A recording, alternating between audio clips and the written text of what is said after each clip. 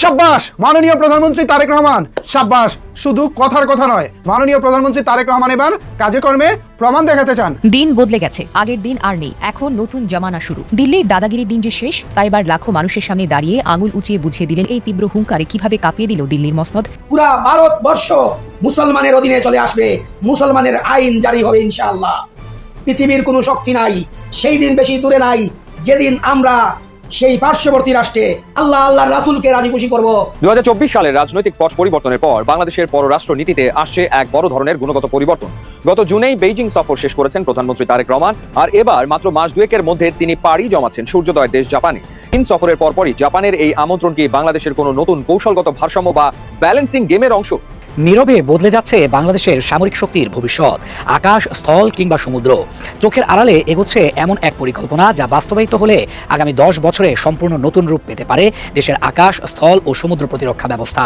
বাংলাদেশের মানুষ কিন্তু বাংলাদেশের সশস্ত্র বাহিনীকে নিয়ে সবসময় গর্ববোধ করে। বাংলাদেশের সশস্ত্র বাহিনীকে বাংলাদেশের মানুষ স্বাধীনতা এবং সার্বভৌমত্বের প্রতীক হিসাবে বিবেচনা করে। বয়ে কাঁপছে ভারত, 27,000 কোটি টাকা ব্যয়ে চীনের বিধ্বংসী বিমান Z-10C কিনছে বাংলাদেশ। তাই চিন্তার বাজ ভারতের কপালে। ভারত চিন্তা করতেছে, বাংলাদেশ যদি সামরিক শক্তিতে শক্তিশালী হয়ে যায় তাহলে কখনো বাংলাদেশকে আমরা শাসন করতে পারবো না। রাওয়ালপিন্ডির এন্ট্রি এবং নয়া সামরিক সমীকরণ, খেলার মোড় এখানেই ঘুরছে না। এই ভূ রাজনৈতিক নাটকে এবার যুক্ত হয়েছে এক নতুন সমীকরণ। দীর্ঘ কয়েক দশক পর এই অঞ্চলে পাকিস্তানের ভূ রাজনৈতিক প্রবেশ ঘটছে দৃশ্যমানভাবে। আসসালামু আলাইকুম।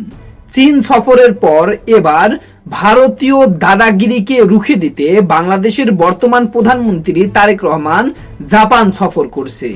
আর এই সংবাদটি সোশ্যাল মিডিয়াতে আসার পর ভারত জুড়ে এবং বাংলাদেশ জুড়ে তোলপাড় সৃষ্টি হয়ে গিয়েছে।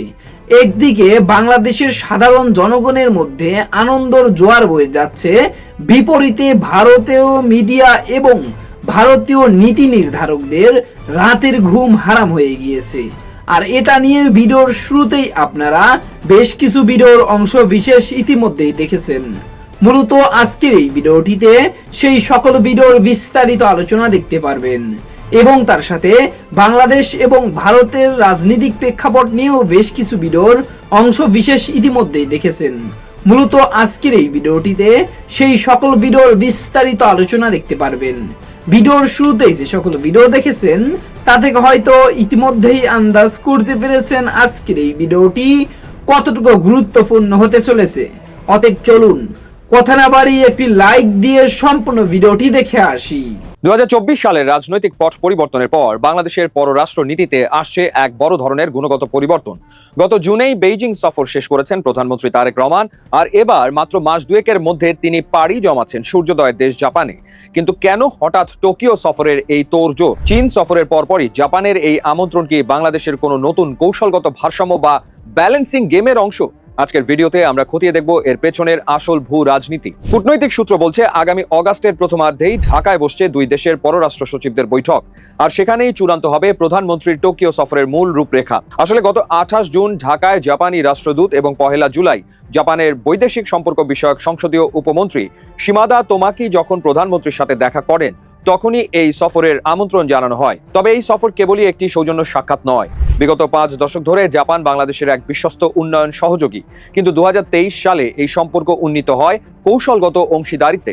আর 2025 সালে প্রধান উপদেষ্টা অধ্যাপক মোহাম্মদ ইউনুসের টোকিও সফর এবং গত ফেব্রুয়ারিতে দুই দেশের মধ্যে হওয়া অর্থনৈতিক অংশীদারিত্ব চুক্তি বা ইপি এর পর এই সম্পর্ক এখন স্রেফ সাহায্য নেওয়া দেওয়ার গণ্ডি পেরিয়ে বাণিজ্য, বিনিয়োগ ও কৌশলগত অর্থনৈতিক পার্টনারশিপের রূপ নিচ্ছে। এবার একটু পেছনের গল্পে যাওয়া যাক। যে কোনো দেশের প্রধানমন্ত্রীর প্রথম বিদেশ সফর অত্যন্ত তাৎপর্যপূর্ণ। প্রধানমন্ত্রী তারেক রহমান প্রথম দ্বিপাক্ষিক সফরে বেছে নিয়েছিলেন চীনকে।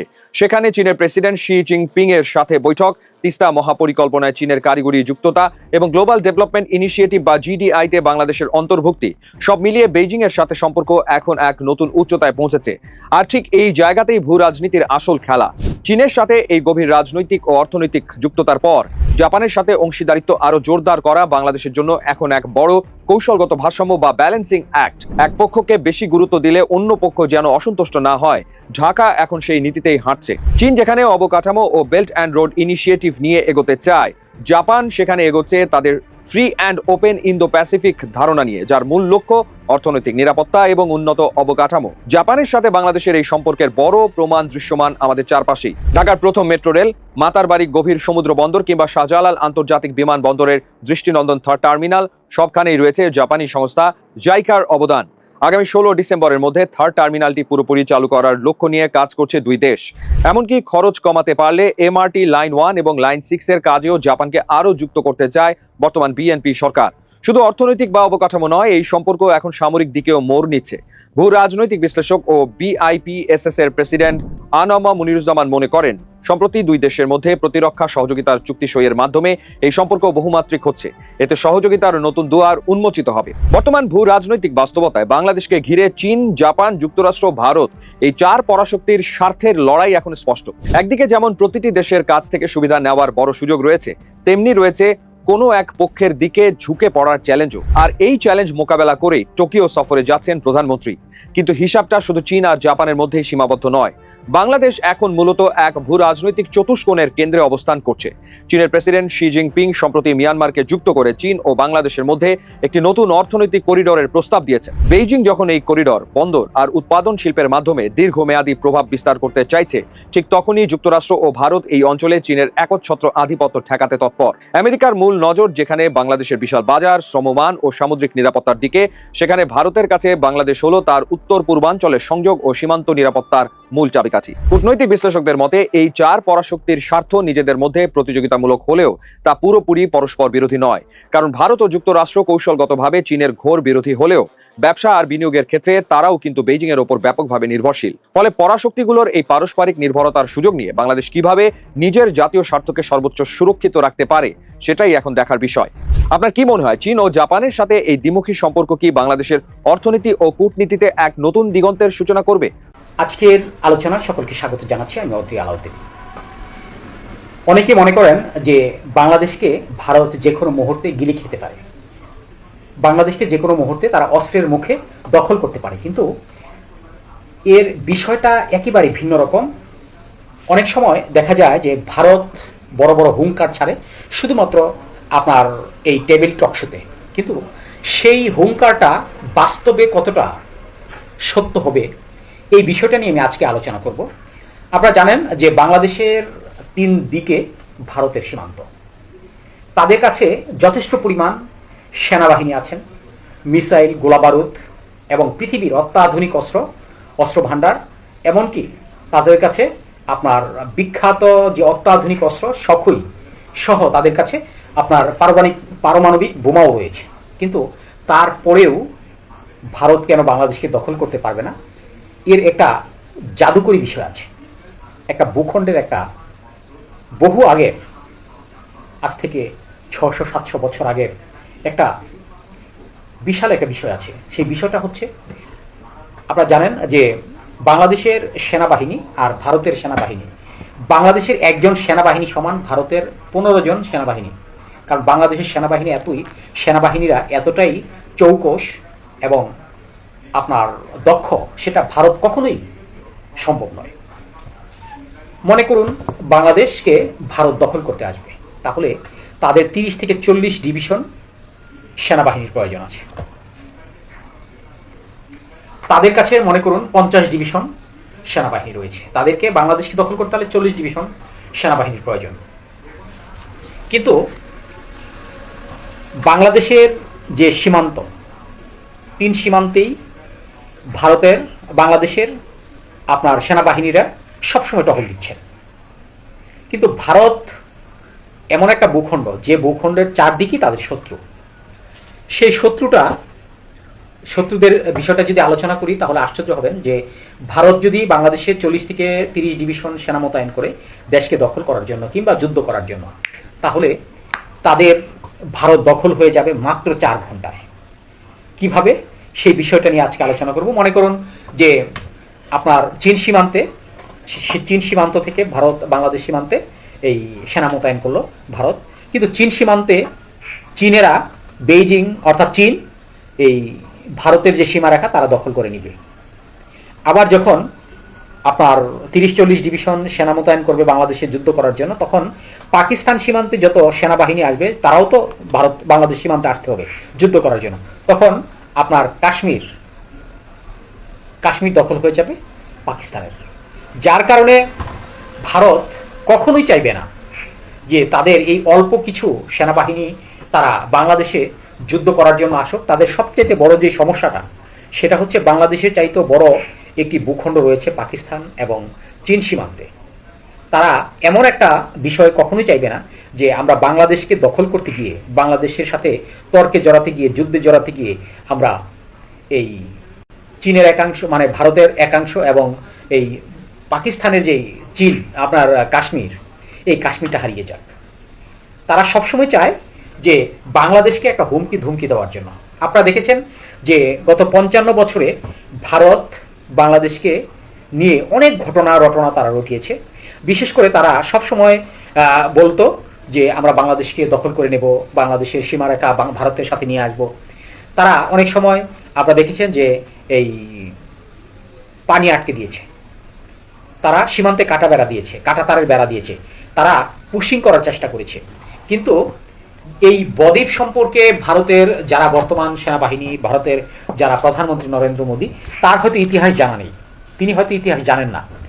আপনারা দেখেন এই বঙ্গ মানে বাংলাদেশকে দখল করার জন্য, দখল করতে এসে আপনার দিল্লির সুলতান থেকে শুরু করে আপনার মোগল সম্রাট পর্যন্ত তারা এই বাংলাদেশকে দখল করতে এসে তারা একেবারে শোচনীয় পর্যায়ে চলে গিয়েছিল।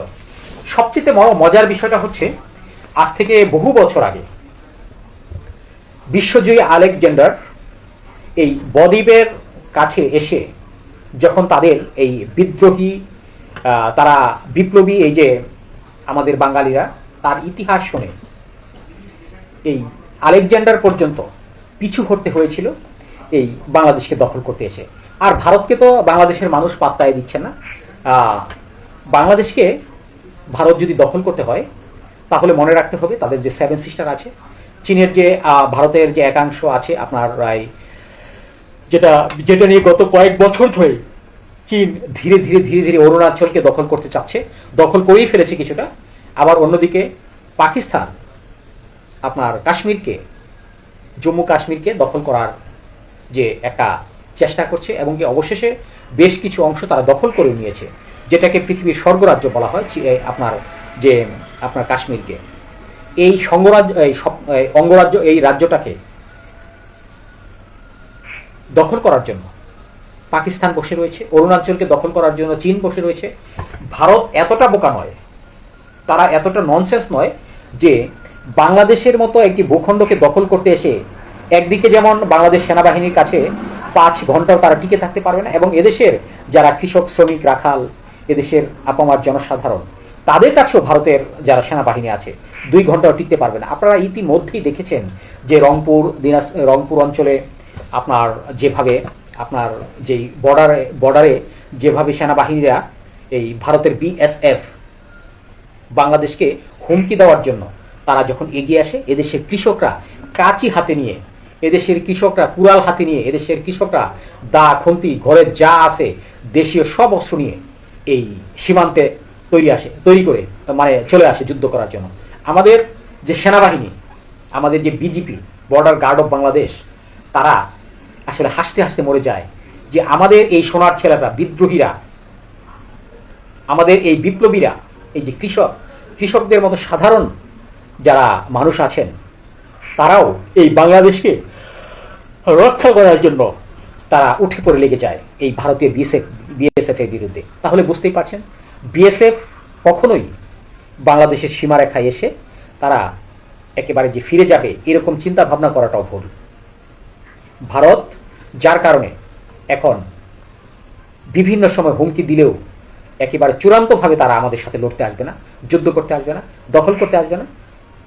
তার একটাই কারণ, আমাদের যারা এই যে সেনাবাহিনী রয়েছেন, আমাদের যারা আপনার বর্ডার গার্ড অফ বাংলাদেশ রয়েছেন, তাদের সাথে তারা যুদ্ধে কখনোই টিকে থাকতে পারবে না। শুধুমাত্র ভয় আমাদের এক জায়গায়, আমাদের বাংলাদেশে কিছু ভারত প্রেমী দালাল রয়েছেন, যেই দালালরা যেটা 1971 সালে যেমন পাকিস্তানি হানাদারদের পক্ষে কিছু রাজাকার ছিল বাংলাদেশে, পাকিস্তানি রাজাকার, এখন আবার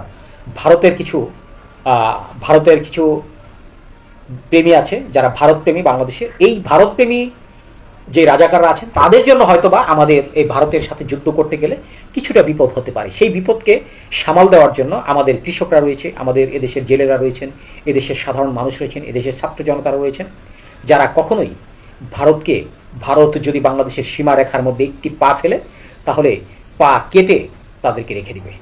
যার কারণে এতটা সহজ হবে না যে বাংলাদেশের সীমারেখায় এসে তারা যুদ্ধ করবে। এই কারণেই ভারত সবসময় বাংলাদেশকে ভয় পায়। তারা বুঝতে পারে যে বাংলাদেশ বীরের জাতি। আমি আশা করছি সম্পূর্ণ ভিডিওটি দেখেছেন এবং এই ভিডিওর সাপেক্ষে আপনার কি মতামত সেটা অবশ্যই কমেন্ট বক্সে জানিয়ে যাবেন। ভিডিওটি ভালো লেগে থাকলে শেয়ার করতে ভুলবেন না। আমাদের এই চ্যানেলে নতুন হয়ে থাকলে চ্যানেলটি সাবস্ক্রাইব করে চ্যানেলের পাশে থাকবেন। আর যারা ইতিমধ্যে চ্যানেলটি সাবস্ক্রাইব করেছেন তাদেরকে অসংখ্য ধন্যবাদ। দেখা হবে নতুন কোনো ভিডিও নিয়ে, ততক্ষণ সবাই সুস্থ থাকবেন। আল্লাহ হাফেজ।